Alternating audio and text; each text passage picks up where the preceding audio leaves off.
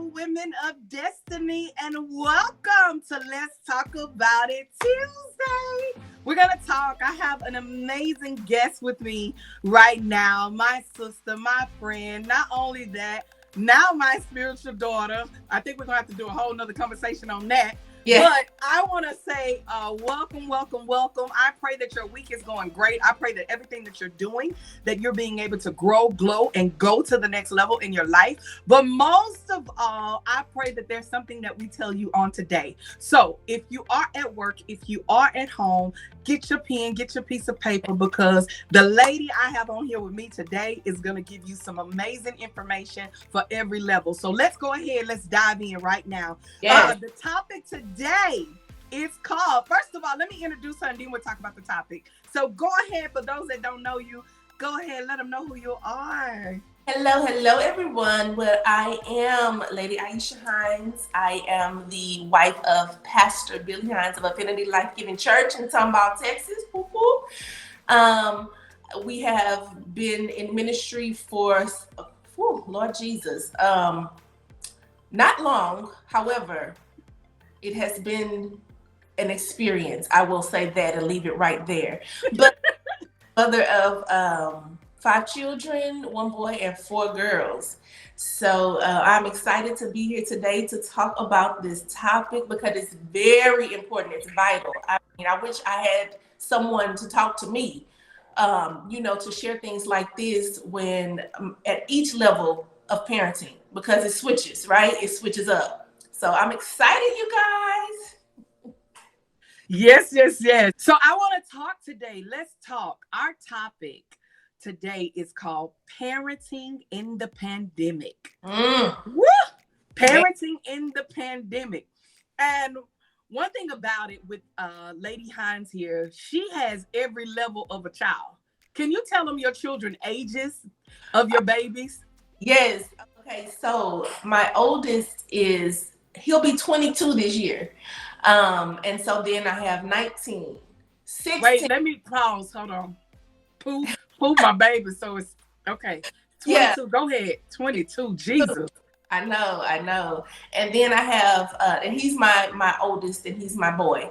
And then we have 4 girls. We have 19, 16,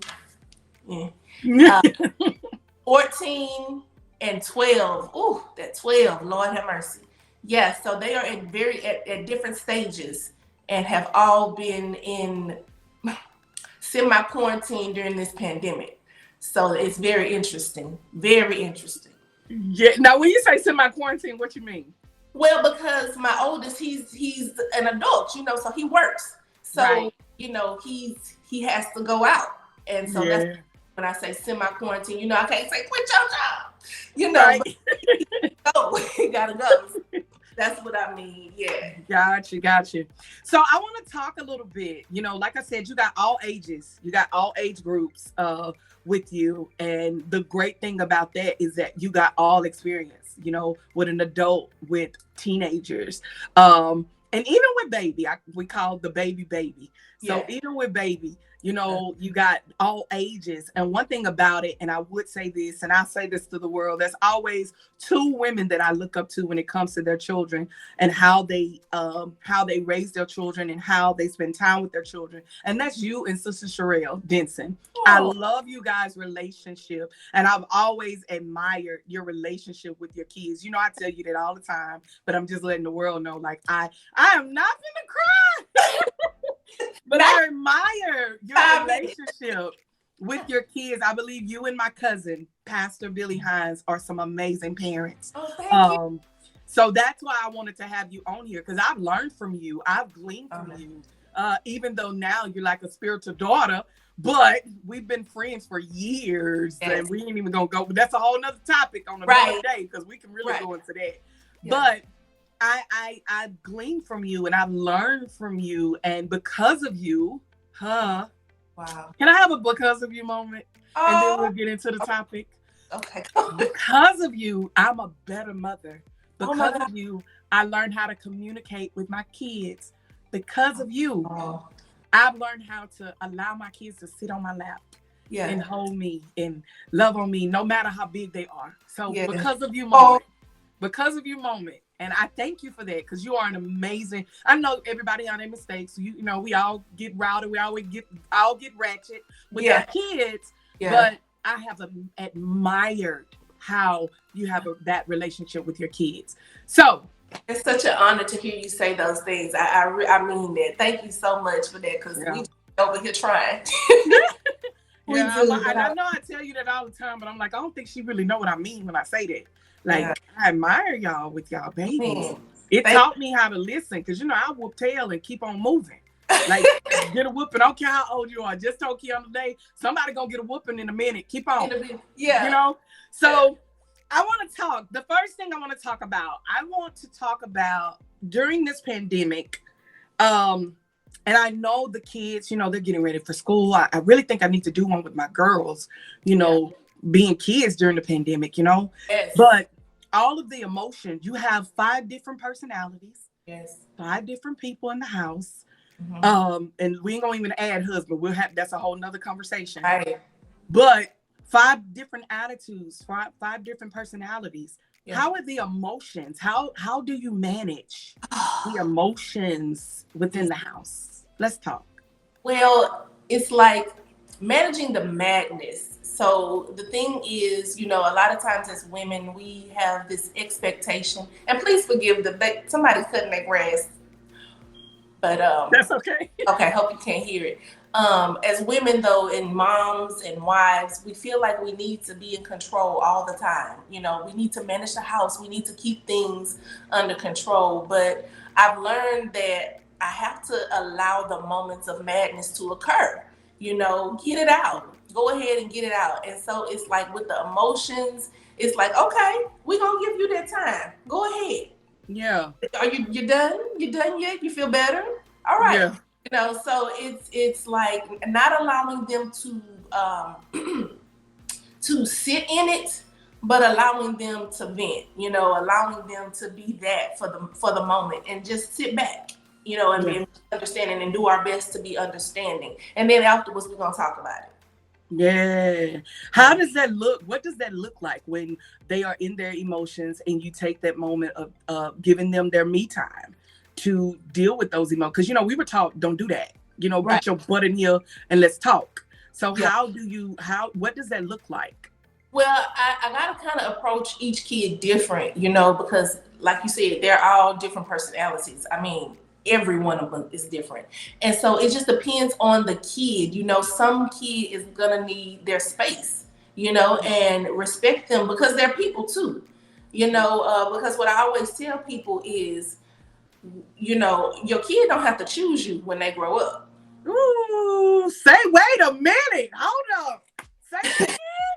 Your kid doesn't have to choose you. I mean, you know, if you decided that you're going to keep your child, you know, you're going to be a mom, you're going to be a parent, that was your decision.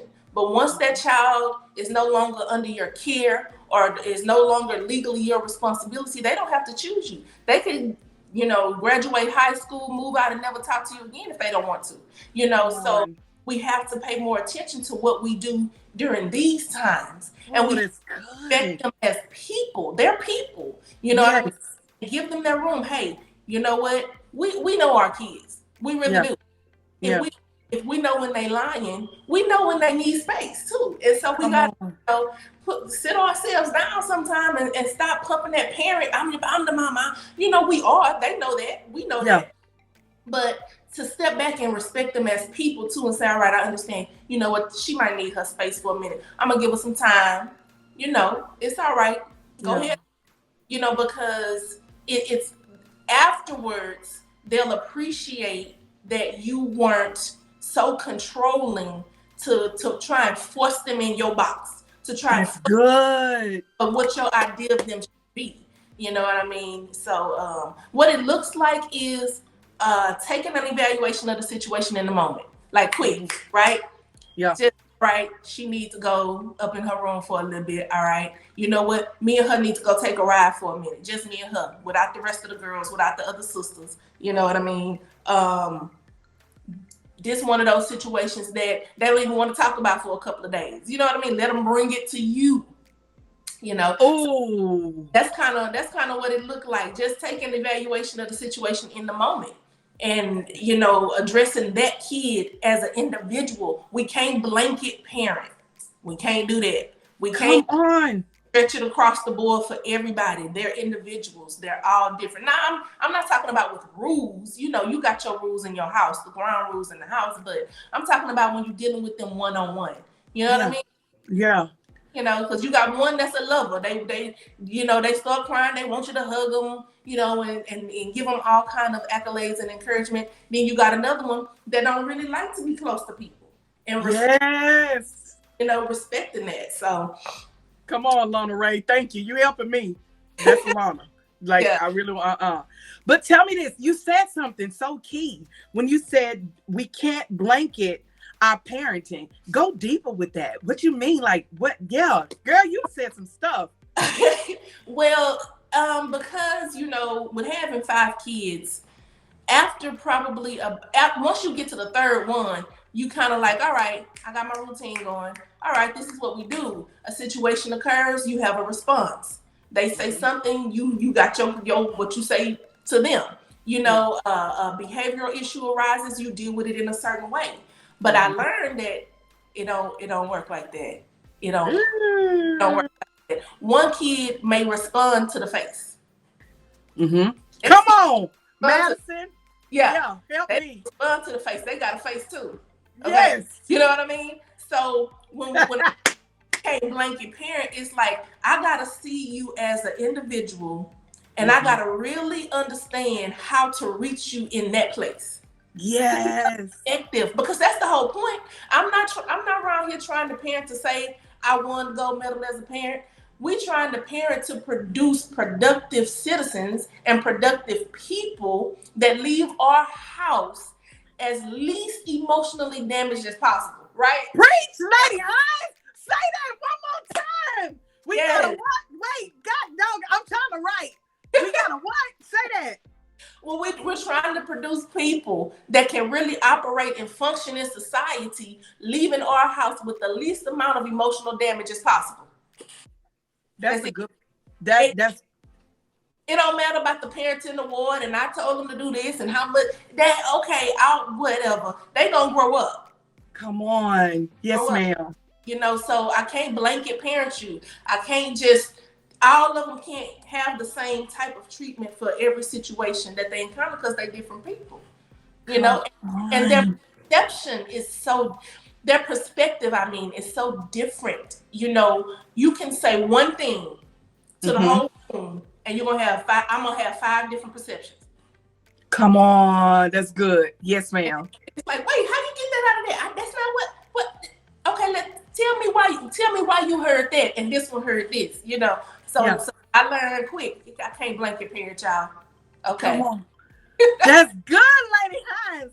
That's good. Okay.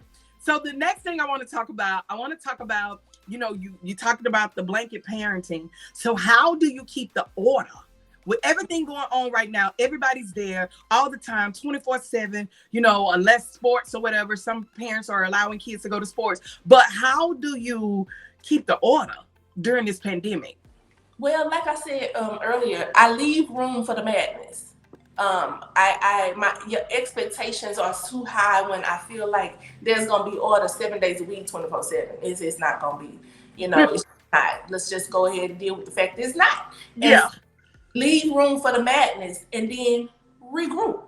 And one of the things that I also just freshly realized is, when we're having conversations, because we like to have our tea talk or, our time, we just sit and talk, especially me and the girls, and realizing that some of the things that they're experiencing now, whereas before we would have said, I remember when I was your age, we did XYZ. And that was valid. They took that. That was valid, right? Right. Never been a teen in a pandemic. Ever. Ooh. Come on. Yes, ma'am. In a tech social media world, or we've never been that. And so this is them. And so actually giving them the opportunity to help out with problem solving. You know, so as parents, you know, we have the supervision, meaning our vision is super, they can't see it. So we can see what's coming. And so what I've learned to do, or what I have been trying to do over these past couple of months, is when I see an issue arising or something is brewing, I'm gonna bring that to you. And I'm gonna say, hey, I see such and such, such and such going on. What do you think about that? Well, what are some ways that we can prevent this from happening? Because remember, we parents, but we also pastors' wives, and we are also aware of the fact that is constantly coming up on our children. And I make them very aware of that. You not regular. Come on, you not. Come on. You can't look at things the same way Susan look at things, okay? You can't look at things the same way Jada look at things, baby. Listen, it's coming after you harder, okay? So I see this coming up. Now let's talk about how we can prevent, because the enemy is on you. So how can we prevent that? How can we give a buffer to that? You know, and so including them in the problem solving, including them in the order, you know, that's what I've been trying to do for these past few months. So with your girl, I think I'm gonna watch this video a couple of times. You understand me? Yeah. But I want to ask you this, you know, how does, you know, discipline and not just the pandemic. I know we're talking about the pandemic, but just in life, period. Because again, that's the part I learned from you. Because I was brought up, I'm gonna beat your tail for everything you do, everything that happens. You getting a whooping for everything. And I learned from you the importance of communicating and talking. I can't tell you the last time my children even got a whooping around here. Oh wow. We talk. But when it is time, you know what I'm saying? Right. Especially my older girls, of course not. But they're like, you know, you communicate. So how does discipline? What does discipline look like in the household, in y'all household? Well, in our household, it shifts. I say this all the time. I say we in transition parenting because the kids keep growing up. You know what I mean? We gotta shift and we gotta move with them. Of course, there are some things, we got some staples that ain't going nowhere, you know. But something we got to transition with them. And so one of the things that my husband and I, we talk about, we try to remember, does the punishment fit the crime? You know, does it really fit the crime? And so what will happen is, if we respond in an extreme way to everything that happens, well then you're gonna see your children change from people who don't want to disappoint their parents to the kid that's just like, might as well. Because no matter what I do, I'm getting this extreme punishment. You know what I mean? So it's like, what are you teaching them? Because we're behavioral, we're learning behavior all the time, right? All the time we're learning. And so I had to understand that now, if I ground you for 3 days, every time you miss your curfew with your phone, you just gonna say, you know what, forget it. I'm gonna just do I'm always miss my curfew, because it don't matter if I'm a minute late, I'm gonna get grounded for 3 days, or if I'm an hour late, I'm gonna get grounded for 3 days. So I might as well be an hour late every time I'm gonna go over. That's true, right? You know? So it's just teaching them that that there's grace, and I always have to remind myself, you know, and me and my husband talk about this, that we got to remember God is gracious, and He has. Who are we? Come on. You know, because we want kids, you know, y'all not the only ones that have rules. Y'all are not the only ones that have to be obedient. We have to be obedient to our Father. We have to be obedient to God. We have rules, and we have consequences, and we have punishments. But then I also got to look at the flip side of that. God gives us grace, right? And God us mercy. He gives us an opportunity to repent. And what does that mean? Bringing what you've done wrong to Him, asking for forgiveness for it, and then expecting that grace, right? So then we have to create that window for our kids too. Hey, Mama, you know what? I understand. I'm so sorry. I did do this, and I know you told me not to. I apologize for it. Can you forgive me? And then it's our responsibility to extend that grace, because they are learning the relationship that they will have as an adult with God through us. Yes. So when it comes to discipline, we got to make sure that the punishment fits the crime. Yeah. We got to make sure that there was a clear understanding going in. When there's a behavior that occurs that we don't agree with or we don't like. And here's my thing: if you deliberately then you already know what the consequences are.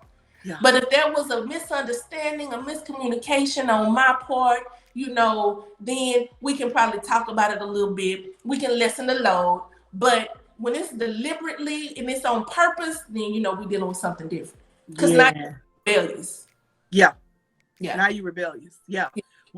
Yeah. So when it goes to rebellion, how do you, when you know that this is a kid that is being absolutely rebellious and doing whatever they want to do, however they want to do it, what would you say to that person and how they discipline that particular child?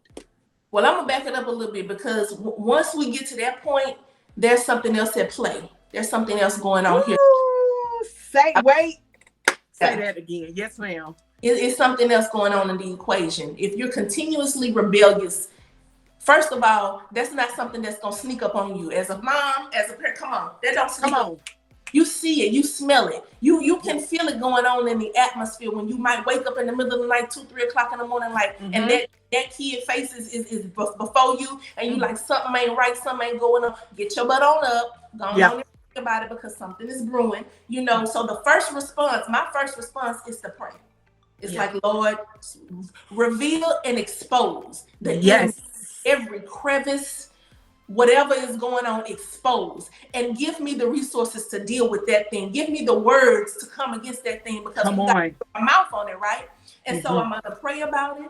And then I'm going to say, Lord, okay, when I go and talk to them, I want the situation to be received, because sometimes we can talk at kids and they ain't heard nothing we said. Right. And you almost know when they tune out.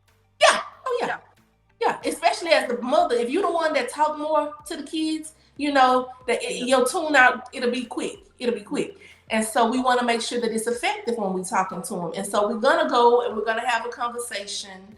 And I need to make sure that whatever the punishment is going to be effective, so that their behavior is deterred. I don't want to give you a punishment just to say you was punished for it. I want to give you something that is going to keep you from doing that thing again. That's the whole goal. We want to get to that. I don't want to have to keep punishing you. I want you to experience and enjoy life. Right. I don't want to have to you don't need to be grounded 7 days out the week. That's not the goal. Yeah. I need you to get it, right? Yeah. And so, and then once whatever the punishment may be, whether it's first of all, you got to hit the kid where it bothers them. The main thing. Say that again.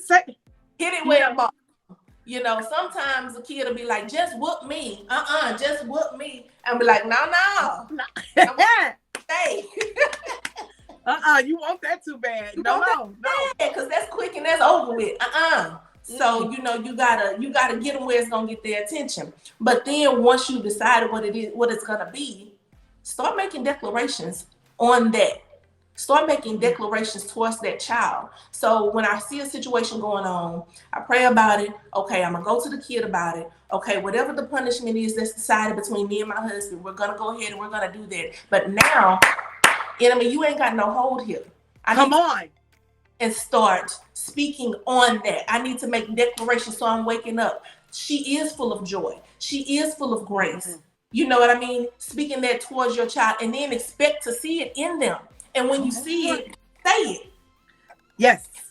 Oh, baby, you full of joy today. Praise God. Look at you. I'm full of joy over there. And flip that thing around. Oh no, because we're not gonna have this timid, tiptoed, closed mouth, can't wait to get out of here because I'm behind the prison walls type of life. We're not come on. You will end up resenting every aspect of your childhood, and then that can include God. Ooh. Then we got a problem. Yeah. That's good. I want to ask you this. Now, this is the tough one. And remind everybody, this is like straight off the cuff. No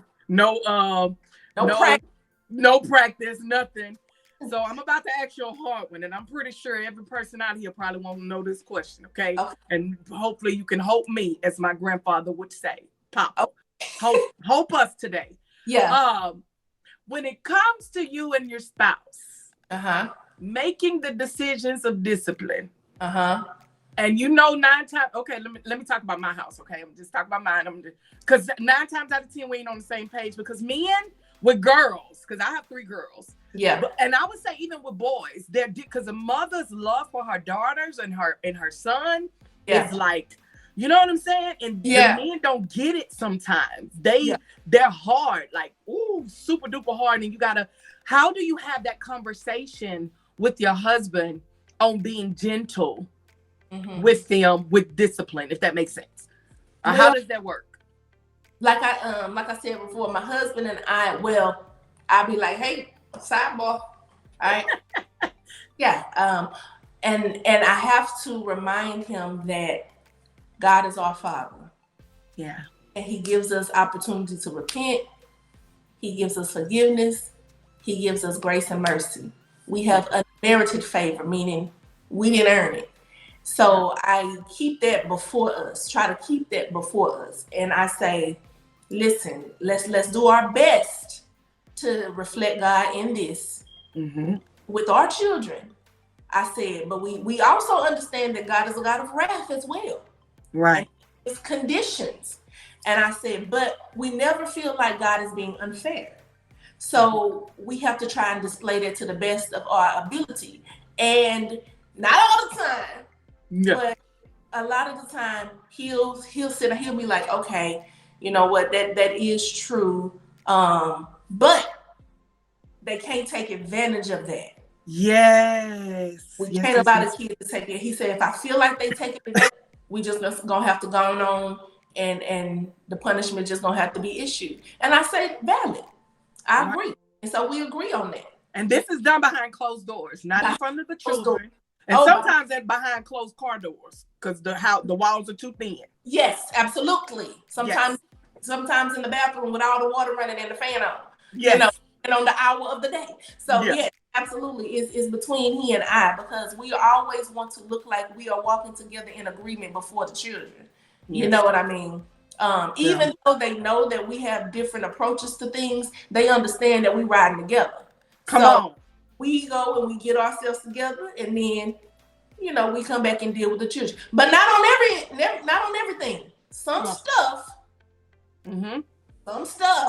all right, compartmentalized for the mom, and some stuff is compartmentalized for the dad. Because thank God they got both. And they got both for a reason. We thank God for that. So we take advantage of that too. And so sometimes it's a situation and it's like, that's you.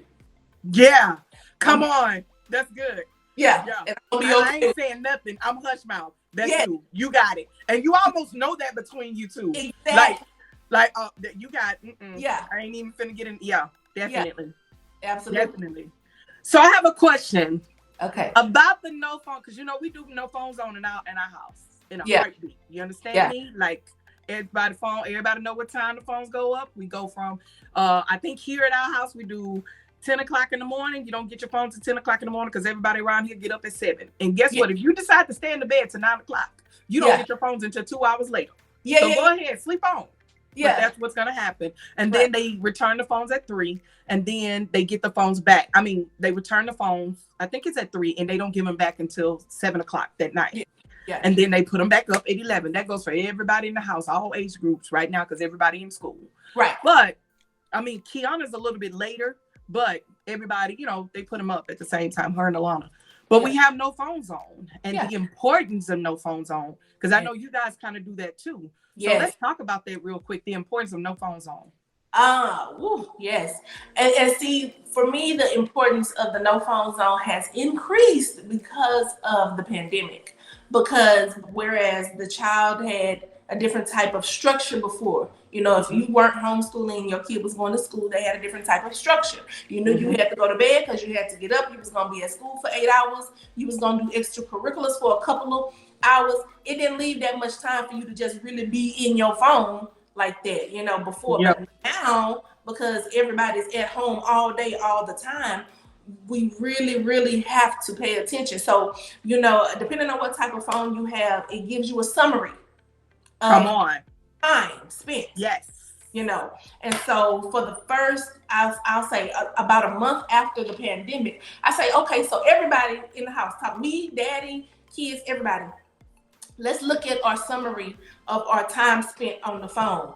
And they were like, oh my God, this is like, oh Lord, I didn't realize I was that much. And I was like, okay. And so some of the things, because sometimes, you know, what my kids call it, a criticism sandwich.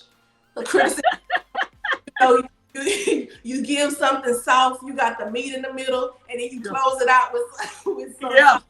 And so what we decided to do was let me just, you know, bring out some points of why you don't need to be in front of your phone all day. Because clearly they know that we don't want them on the phone all the time. Right. But we're gonna talk about your eyes. Okay. 30% of the people in my house wear glasses. It's not good. It's not good for you health wise. Okay. Yeah. You know, it's an entryway for the enemy. That's the meat. That's the meat. That's what we're talking about. That's the meat. Yeah. It's an entryway for the enemy. Why do you need your phone all night long? My grandma used to tell me. Yeah. Ain't going on that late, but some devil me. Come on, glory. Okay. Yes, ma'am. And then to close it out, you want to be more creative, you know, get out, find other things to do, find other ways to please yourself, you know. So talking about all of those things, but one of the things that I would really, really say that I've noticed about with the no phone zone, with the pandemic and everything that's going on, it has shifted my kids' sleeping patterns. And so that's the issue, because it's shifted their sleeping patterns. Even though they would put their phones up, sometimes we would be up at midnight and we're just having family discussions. And so it threw their clock off of going to sleep. And so one of my daughters, her sleeping pattern is thrown off, and she just doesn't fall asleep naturally till about 2 or 3 o'clock in the morning. And so you got no phones on, and it also means no electronics at all. Yes. And looking at the ceiling. Yeah. You just looking at the ceiling until you fall asleep. And so I said, okay, this is the problem, because we know, again, the enemy is always going to be after us. He's always going to be after us. And we don't want your mind idle. We don't want you just sitting there. And then this anger is brewing because I don't understand why I can't have my phone. I don't understand why I can't be up watching TV, or why I can't do this. And it's just brewing and brewing and brewing. So we have to have a conversation. All right, you understand why these rules are in place, right? Regardless of if you agree with them or not, you understand why these rules are in place. Let's make sure you understand that.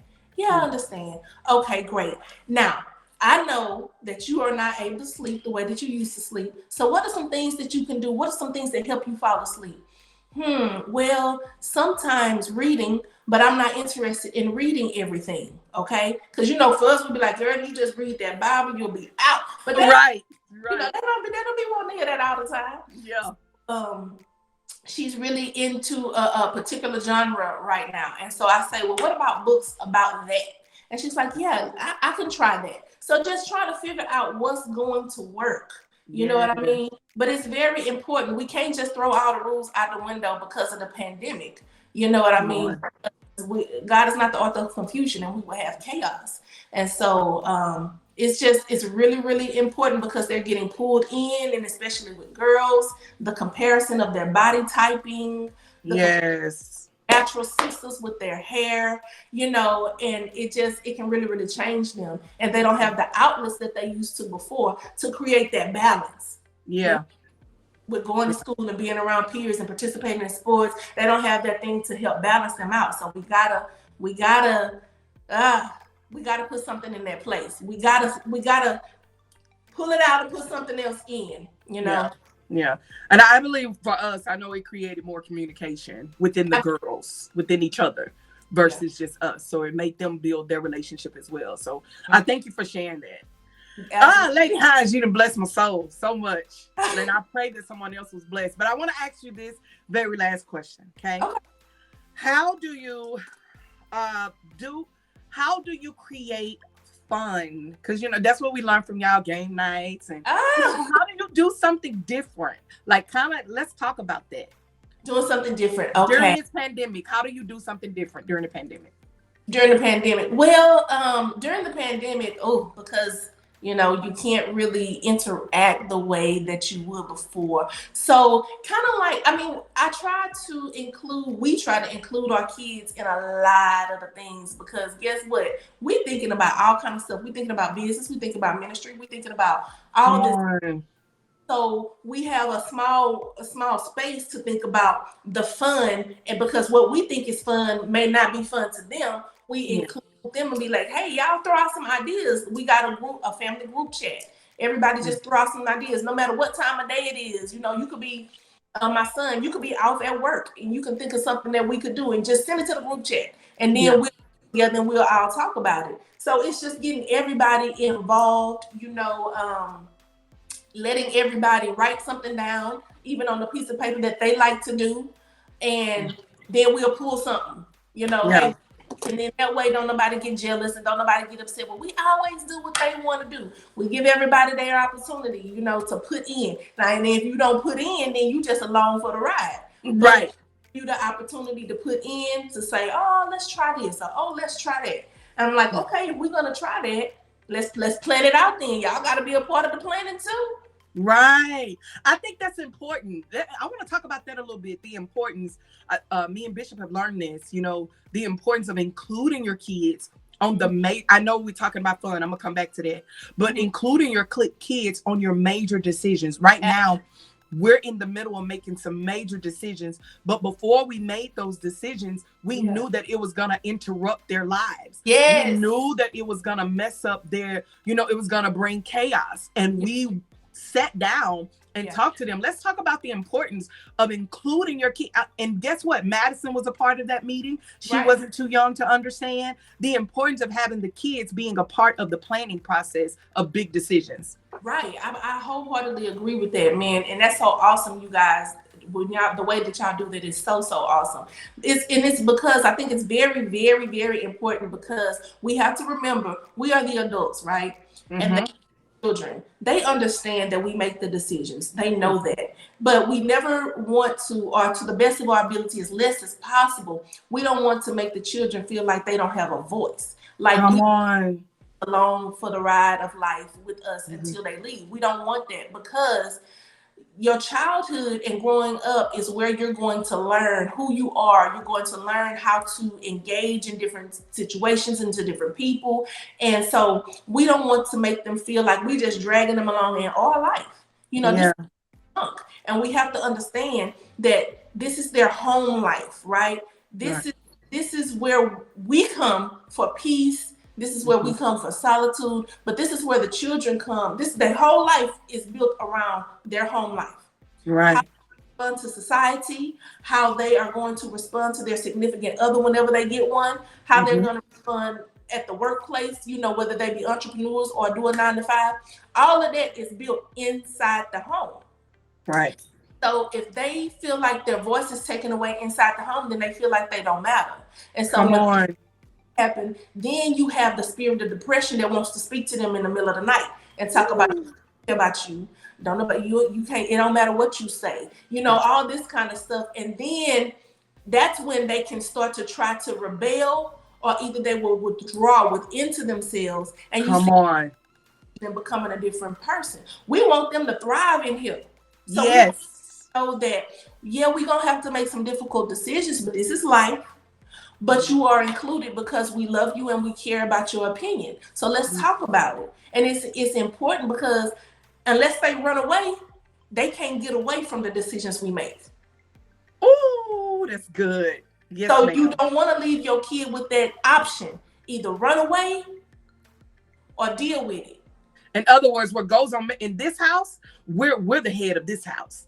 And you don't have, and I think we grew up in that. And we thought that it was okay. And that's not okay, because you're treating them like they're not human. Right. They're not a part of your planning process. Right. Even though there was a decision that we had to make, a silent decision with one of our daughters, but we had to explain, this is why we're making, and this is the thing. Nobody ever told us that it's okay to explain, when to explain and when you don't have to. That's it right there. Yes. What do we always hear? I'm grown. I make the decision. And that was it, period. There was no, you couldn't ask why. You couldn't say, well, you know, I really think we could do something else. Or what about? You didn't have that. And we gotta get it. We gotta get it to our children, because if not, they feel like a prisoner in their own home. They feel like that, and it's really sad when you see that, because you can actually see it in how they respond to society and how they respond to everything that's going on around them when they feel like they don't have a voice. That's good. So tell me this, because I just thought about something. Maybe you finna help me real quick, because I'm quick to say, don't nothing in here belong to you. Yeah. Everything in here belongs to me. Yeah. So am I wrong for that? No, I don't think you're wrong for that. Okay. In that sense, you know, and I say that because let me let you know, these are the perks and the benefits of being an adult. Okay. Yes, got you. Remind you to stay in a place of appreciation because I allow you to share in the blessings of the Lord. We got to remind them, right? The Lord bless us, and we extend those blessings to you. And you come on, listen, but don't get it twisted. Don't get it twisted.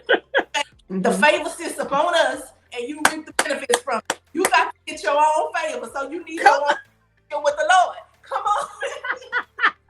Come on, Glory. Yeah. Okay. Because I was like just sitting here thinking, I'm like, Lord, because I'm quick to say, don't nothing here belong to you. But in that sense, it's like I'm trying to remind you that this here was given by God. Yeah. Like, this doesn't belong to us. We got to appreciate what we have. That point. As long as what follows it, then that's absolutely cool, because you know, because that means that if you decide you're gonna run off, leave all my stuff. Give me my stuff back. Yeah.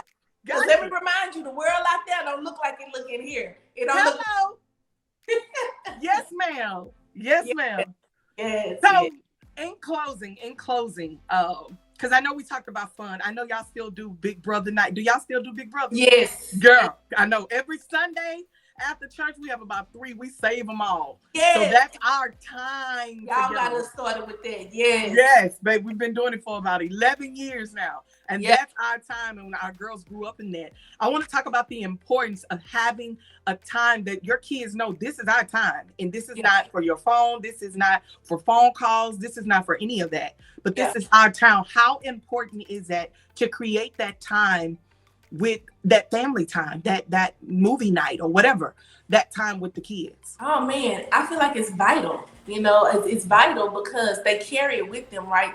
You're making memories, even though they may not be grand, you know, occurrences. You're making memories, and you're creating a consistency to show the importance of collectiveness and togetherness and unity as a family, so that then when they go out and they create their own families, they know that this is something that they're going to desire, that they're going to look for. And if it's missing, then they'll notice it, you know. Come on.